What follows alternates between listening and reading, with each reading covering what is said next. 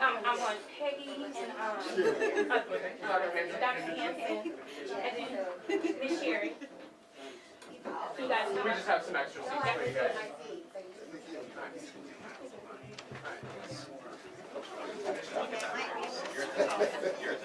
Yes. 4 seats, all right? Yep. Thank you. Two queens and my king, come on up. Where do you want me? Wherever you see an opening. I'm in the back. No, I saw you looking at me. I saw you looking at me. I like this one. I like this one right here. Do I step where you want me? Oh, you want me back here? Oh. Where do y'all want me? Trying to beat me over all this, Shauna. Who let him up front? He was supposed to be back That's there. right back there. Okay, I got you. Good to go. Good to go. Good to go. Hello everyone, my name is LaShawna Triplett and I want to welcome you to our space here at MLT Outreach Center. Thank you Dr. Hanson for being here, thank you Miss Sherry, thank you Miss Peggy, all of our neighbors that have come out, the staff, all of the Office of Public Health and Safety, Chief Taylor, Councilman Graves, all of our news people, our students. We have some of our graduates from our program, some of my school board members. I just want to say thank you, everyone. I know we're kind of tight-knit and intimate, but that's kind of what MLT does. That's what our success is built off of, coming together in a more intimate space where we're able to build relationships. A little bit about MLT, because I'm on a timer. MLT is a diverse, culturally sensitive, trauma-informed organization. We have served the zip codes of 46218 and 46226 since 1997 as a licensed child care provider. Due to the increased demand for more comprehensive educational services in the surrounding communities, we created our homeschooling program. As the need of innovation, education, and expanding in Marion County, we added a Tier 3 wraparound support, such as mentoring, social services, and therapeutic services. Our practitioners all have over 5 years of experience working with juvenile justice system and the DCS, dealing with drugs, substance abuse, as well as focusing on mental health. We have also added, since COVID, increasing food access in our food desert area, which 46218 is. Collectively, our organization is anchored by the talented group of early childhood educators, licensed teachers, social workers, counselors, therapists, and degree subtractors and trained mentors, all trained in trauma-informed. And our community partners with Marion County DCS Prevention, Eskenazi, MSD Warren Township. We could not be here without you. And the awesome Office of Public Health and Safety. As you may know, MLT is a recipient of the Elevation Grant. And I wanted to give you some stats, so I made sure that my stats are correct all across the board. With this grant that we received in July, we have been able to touch 2,851 residents in our surrounding community. The next set of stats I want to give you are constituents, our youth, our young adults that we have been able to work with for at least 10 weeks. We have been able to help 101 in the age group of 12 to 20. We have been able to support 196 in the age group of 20 to 30. We have been able to support in the age group of 30 to 40, 30 participants, and then 50 plus 25 participants, which have given us 352 people that we have actually been able to provide direct support to. So that's some of my statistics that I wanted to give you about the Elevation Grant and what it has done for MLT, along with collaboration with dollars from prevention with Marion County Health. It has allowed us to grow in our capacity. We have been able to hire in more staff, and we have been able to reach more people. So if you want to ask me, does investing dollars in grassroots programs work? I would tell you absolutely. Take a look in the back of the room. We have scholars who, without these dollars and prevention dollars, would not have been graduates. So investing in small grassroots organizations with boots on the ground, again, you have come into our intimate space, and we appreciate this from you. Mayor, I am introducing you, putting you up. Which side are you on? Thank you. Thank you for giving MLT the opportunity to be a part of this grant. And some of you may not know, grant dollars are hard for small organizations. And through CICF and through the strategic plans with the mayor, made it more available and accessible with equity for us to be able to be on a federal grant. That is like unheard of. So this is unprecedented. What we are here today, we are changing lives, one child in one block at a time. I now introduce you our awesome Mayor Hogsett.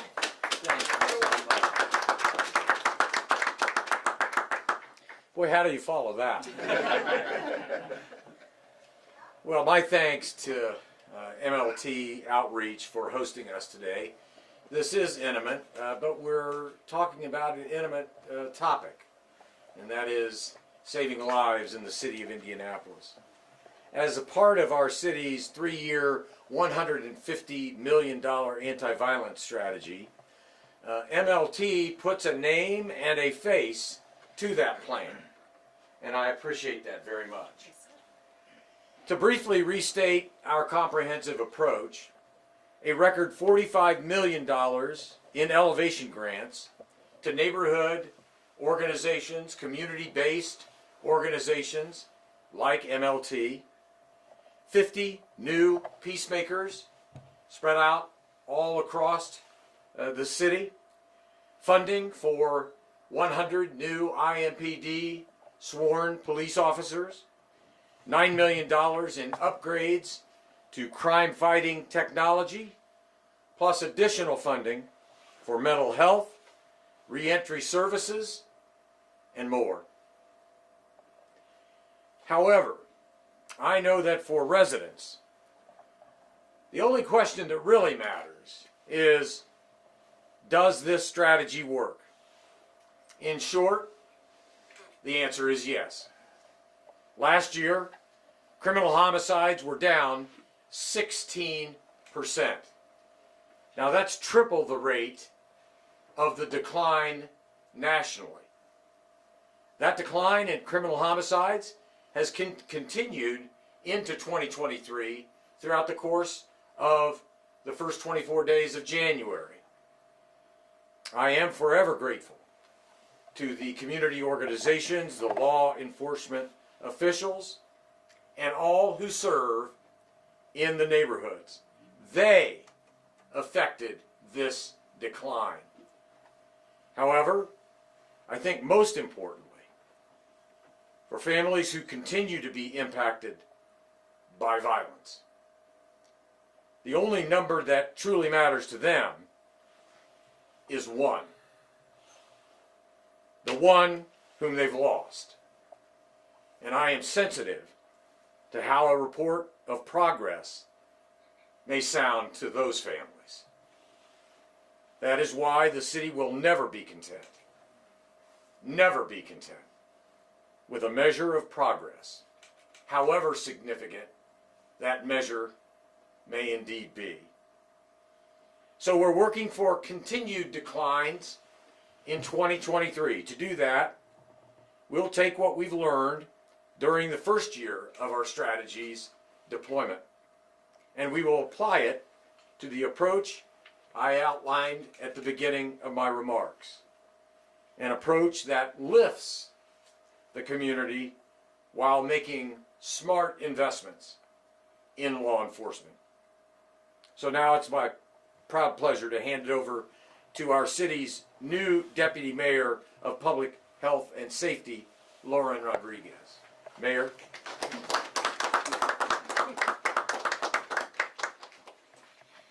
Good afternoon.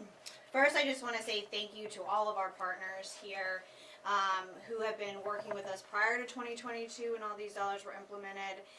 We couldn't have done this without Indy Public Safety Foundation. Thank you so much for taking this on with us, building out these peacemakers, building out the connection to our communities. That couldn't have been done without them. We also are very grateful for CICF and the Indianapolis Foundation for giving out those $15 million that Ms. Triplett said, right? That is something that the city has never seen, that level of investment in grassroots specifically. That was the goal, to get grassroots the money. you know, we also couldn't have done it without the help and the strategic support from NICJR, City County Council, and then the full support of the mayor and the administration behind us. But lastly, I want to thank the most important people, the community members that make this happen, the community members that may not get dollars, the community members that just do it from the kindness of their hearts and out of their homes. This strategy would not work without you all. That's something that we have recognized, and we try to make sure that we can reach you all to get those dollars. That's why I'm happy to hear that MLT utilized those resources for grassroots to learn how to write grants and to learn how to apply and use federal funds, because it can be tricky. And they persevered and they're working through it, and we couldn't have done that without the Indianapolis Foundation. I wanted to give some quick stats for 2022. I wanted to summarize what this partnership has done between us, the community, IPSF, NICJR, INPD. We've had 97 people called in for community safety meetings, which are meetings that work with probation, community corrections, and prosecutor's office to help identify those who are at risk of becoming a part of a fellowship program, or at least applying for a fellowship program, or those individuals that may already be at risk and that could apply to the fellowship program. 97 of those people have been helped out through the course of 6 community safety sessions. Those are sessions just dedicated to them, to providing resources for them, to showing them that they don't have to live the life that they are currently down that path of living, or let's help them continue getting out of that area. We couldn't have done it without all of our partners.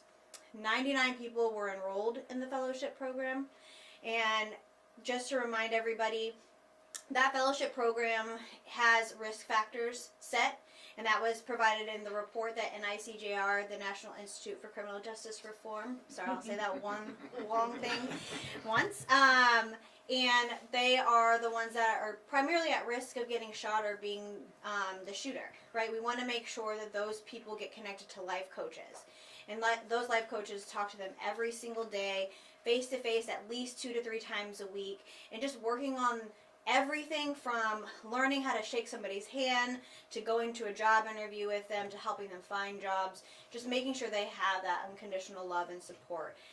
And then we also had 693 mediations conducted by interrupters in 2022, and that's just the ones that we count, right? There are things that everybody that works in this program does every single day that they don't write down on the piece of paper for tracking purposes. Lastly, I want to say we had 1,348 referrals to resources that were made by outreach workers that have been here and been hired through both IPSF and OPHS. But that's not counting what Ms. Triplett just said, right? That's not counting all of her referrals and all of her outreach and all the other organizations that have done outreach. So I just want to say thank you to everybody who supports these initiatives, and we're looking forward to the coming months and how we'll continue to adapt the framework and strategy to respond to what we've seen in the community. Thank you. With that, I'm going to pass it over to Chief Bailey. Thank you, Mayor. And what a great example of what someone who is not just about words, but about the work. And thank you for letting us be here today, because the work that you're doing is making a difference and will make a difference for a long time, so thank you. And also, I'm going to take this minute to plug something. You work with young people that are about the age of the people we're hiring. Oh, okay. So if they want to start their life off making $72,000 a year, we'd like to talk to them. Okay, And I will some of them are here. and I will guarantee them they can work in this neighborhood if they want when they get out of the police absolutely. academy. So you've heard me say it before. I'll say it again, but because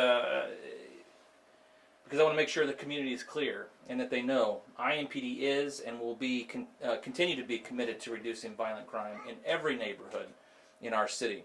It is our #1 priority. We're starting to see some of the success in the decreasing crime numbers, but we also know there's more work to do. The progress we've made together is because of the dedicated and proactive work of our officers, detectives, who every day are diligently working with our community to disrupt violent crime and remove crime guns from our street. It's also been made possible due to the work of our community partners, like the MLT Outreach Center, who are working with our young people to ensure they stay on the right path to get an education, graduate, and fulfill their American dream, which is robbed from so many in the area where we live right now. We continue to proudly partner with the Office of Public Health and Safety and the Indy Public Safety Foundation, the National Institute for Criminal Justice Reform, to address the now and the long-term causes of violent crime. And lastly, it's been made possible by our community who has been willing to step up, cooperate, point out those individuals who are committing violence in their crime, and help IMPD hold them accountable. And for that, we say thank you. Police community cooperation works and is essential to addressing firearms-related violence. But like I said, despite the progress we've made, we're not letting up because there's more work to do. I'll now turn it over to David Muhammad, who will fill you in on what his organization is doing for us. Thank you. Thank you. Good afternoon. Really want to thank all of you all for being here with us today. Certainly the mayor, deputy mayor, but Mr. Triplett, thank you for hosting us here at MLT. A great example of what can be done in community, to invest in community, and where the answers lie. Where the folks know how to take care of their own and help the community if they're given the right level of investment. In 2022, January, the city of Indianapolis made significant progress in reducing shootings and homicides through its gun violence reduction strategy, GVRS. GVRS is a strategy that identifies people who are at the very highest risk of gun violence and employs intensive interventions with those individuals to prevent retaliatory shootings. For a few years leading up to January, but certainly in the preceding months, the mayor, the mayor's office, the police department, the Office of Public Health and Safety worked together to develop the strategy along with the National Institute for Criminal Justice Reform. We're really proud to work in the city, to work in the mayor's office, to work with the community organizations that are doing the work every day to make a difference and to save lives. As the mayor said, for those who had loved ones who were killed by gun violence in 2022, the only thing that matters to them is that they lost loved ones. And we will not rest and we will not cease this work until we have 0 homicides in this great city. And so we both acknowledge and appreciate the progress made, as well as acknowledge the much work that is yet to be done. Indianapolis achieved a 16% reduction in murders and 14% reduction in non-fatal injury shootings. That's significant. The city has not experienced that in at least 20 years, but we think ever. Also, if you look nationally, on average, nationally, there's about a 5% reduction in most cities around the country. Several cities saw an increase. Milwaukee and others with 10% increase. Portland with the most murders in the history of its city ever. Several cities who are working hard to try to get that down, but shows even more how much extraordinary work the city of Indianapolis did. Mayor Hogsett committed more than $150 million, unanimously approved by the City County Council, to invest American Rescue Plan Act dollars to reduce gun violence now. To reduce gun violence in 2022, in 2023, and 2024. And to do that takes a bit of a different work than usual. To focus on the individuals who are at the very highest risk of gun violence, and to have individuals who can engage them intensely in a credible way to reduce retaliatory shootings. A few things before I close that the city has done, because this is a whole of government strategy, including community. So to hire a full-time director of the strategy, which the city did, to partner with the Indianapolis Public Safety Foundation and the Office of Public Health and Safety, who hired 50 people, added another 8 yesterday, plus another 8 supervisors, so more than 60 people whose full-time job in the community is to focus intently and intensively with the people who are at the very highest risk of gun violence. To have in the strategy, as IMPD did earlier in 2020 or in 2021, to focus officers specifically on reducing gun violence in the city. And when you have this broad strategy but focused on those at the highest risk of gun violence in an intensive manner, you get the type of results that the city of Indianapolis received. Significant reductions, double-digit reductions in gun violence, and our hope and our work, more importantly, will be to continue to reduce gun violence in the city. As the mayor said, we've seen that in the opening weeks of 2023 and plan specifically to have greater reductions in this year. Lastly, I want to just thank the individuals who do this work every day. You have all of the community organizations like MLT who work with young people, who work in the community, but also through IPHS, the Indianapolis Public Safety Foundation, and the Office of Public Health and Safety. You have 60 plus people who every day get up and do the hard work of mediating conflict, of engaging people intensely who are at very high risk. I want to thank those individuals who have saved lives in this city. I also want to thank the individuals they work with who made a decision to not pick up a gun, to make changes in their lives.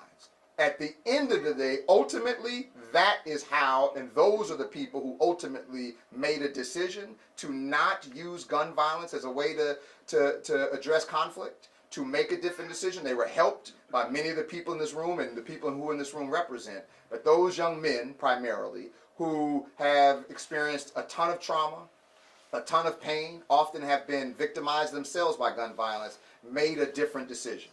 And they were helped with that decision by all the great staff who do this work every single day. And so I have the pleasure and sometimes the pain of doing this work around the country. We're in several cities around the country.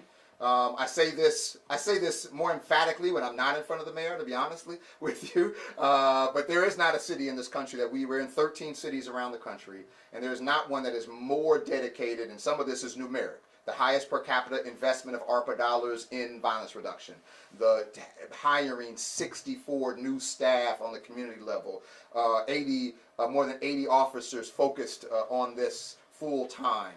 That level of commitment and the level of accountability and management that's added to this strategy is why Indianapolis is at this place now, and why in the future we will continue to see gun violence reduce.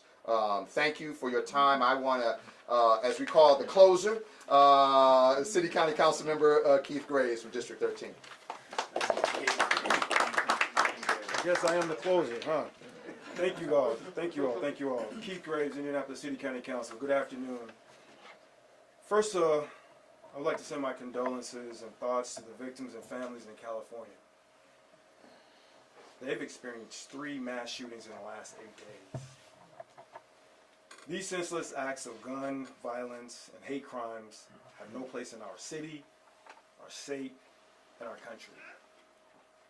As Councilor of District 13 and a member of the Criminal Justice and Public Safety Committee, I've heard many concerns and fears from constituents regarding the senseless acts of gun violence here in our city. These insensible acts continue to take innocent lives and leave behind the trauma of loved ones. While these acts certainly do not define our communities or our neighborhoods, they must be addressed. And that is exactly what my colleagues on the council and myself, along with Mayor Hogsett, are doing. We're proud to support the violence reduction strategy and have approved record funding with bipartisan support for investments in public safety and community programs. We have invested in grassroots organizations that are addressing the root causes of violence through the Elevation Grant Program, which is $45 million of investments through the American Rescue Plan. And I am definitely, personally grateful to have organizations like MLT Outreach Center in our community who have committed to ensuring that all children have access to educational and mentorship opportunities in our community. Another investment has been $9 million through the American Rescue Plan for modern policing technology for the Indianapolis Metropolitan Police Department, which has seen a successful deployment of 6 new public safety cameras that can be moved throughout the county, and over 200 license plate readers, along with additional funding for the increased salary of police officers, and so much more. They need the technology to do their jobs, and we could not agree more. We also recognize the work of community partners and city agencies for their efforts. Earlier this month, the council passed a special resolution to honor and thank them for their work and dedication to making our city a better place for all. Public safety remains our top priority, no question. And we will continue to work alongside the administration, IMPD, to ensure that Indianapolis is a safer and healthier city for all. Because we do not want our communities to emotionally survive. We want them to thrive. Thank you all so much. Time for a few questions. Mr. Mayor, it is true that criminal homicides are down. Homicides themselves are up, which would include accidental shootings and self-defense shootings. Knowing that this is kind of a new trend with these accidental, even self-inflicted wounds are up, would that indicate perhaps in 2023 a retweaking or perhaps a new avenue to approach when it comes to gun violence in the city? Well, we're always open to any and all new approaches. It is unfortunate that, for example, at the very first day of this year, a father was cleaning his rifle, and upon cleaning it, it accidentally discharged, and a young boy was dead. There are many instances of self-defense related homicides and others, but we will change with the changing times, and we have focused, intently and intensively, as David put it, on murders or criminal intentional homicides, but no homicide is acceptable for any city. So as we look forward to 2023, I'd like Lauren to talk a little bit about maybe what some of the things OPHS is going to be doing this year that may be different than what we focused on last year. Lauren? Thank you, Mayor. So in 2023, we have a lot of things that we have looked at in 2022 that can be improved upon in 2023, but also to address, the state gun laws and how to help make sure that people have access to gun locks and how to access their guns and use them safely. Unfortunately, those are the things that we can't really prevent, right? If you don't know how to clean your own gun, but we can try to help give you the tools. We also have ways of going out and doing more community outreach and more listening to our neighbors and not just looking at the statistics, but actually getting out and engaging. So we are looking forward to collaborating amongst all city agencies, the health department, and community organizations to actually get to the root causes of what could be potentially causing people to feel unsafe in their areas. See how the city can help. How can the city help in terms of broken street lights or shrubbery that you can't look past in case somebody runs in your backyard? Those are the types of things that we're also focusing on in 2023. Can you answer this question? Your administration has counted the decrease in homicides in Indianapolis, but there was an increase in juvenile homicides, like 14%, and we started off this year out of control. This month, we talked about the decrease this month. There's been 5 juveniles, black children, murdered this month. There was 19 murdered last, like that was an increase. You guys never speak about the increase of juvenile murders. You speak about all the money that you're investing in juvenile programming. Let's talk about the juvenile homicides, the juvenile non-fatals. Like those were tremendously out the roof. You guys never mentioned those. So can we speak on that now that we got Mr. Muhammad, Mr. Hogsett, and all these people here now? I have some stats for that. Do you? Can I take that? Hey, fellow community. What I say is all of our youth, we are concerned about their stats. And I told this to one of the reporters at the New York Times. As a math teacher, when I'm doing algebra, I cannot add my X's and my Y's. And my X's are the youth that we never touch. My Y's are the youth that we have actually touched and been able to implement services. So when we look at those numbers of youth that are actually been in programming, that's the need for expanding our programming, and look at the stats for the youth that have passed away to see had anyone ever touched them. Has your program ever touched them? Has our program or any of our other constituents?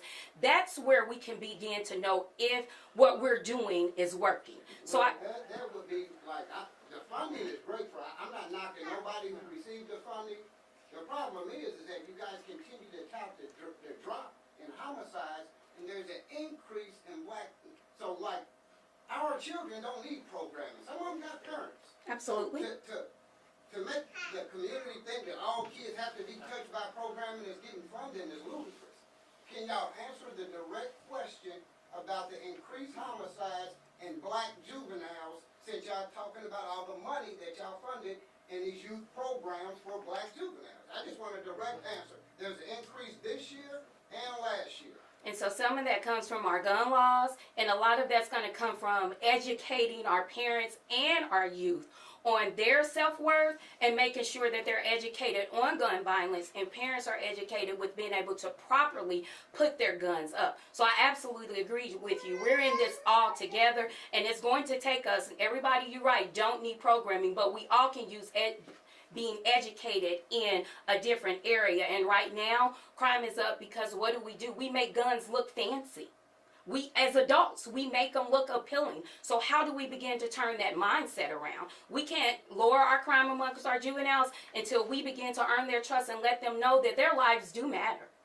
And we have to educate them on guns and the safety of guns. That's where it's going to begin. All right, sounds good. All right, thanks everybody for coming. I think we'll have, if you need anybody individually, we can follow up on that. I know also we're going to do some interviews about public works plowing right outside. So if you need that, we'll do that via stick mic. So we'll see you right outside. Thanks all. Thank you. Thank you. Yes. Married her, y'all. That's what I married her. Thank you, sweetie. Yes. See you later. Yes. We're on to our next workshop. Yes, yes, absolutely. Hi. Because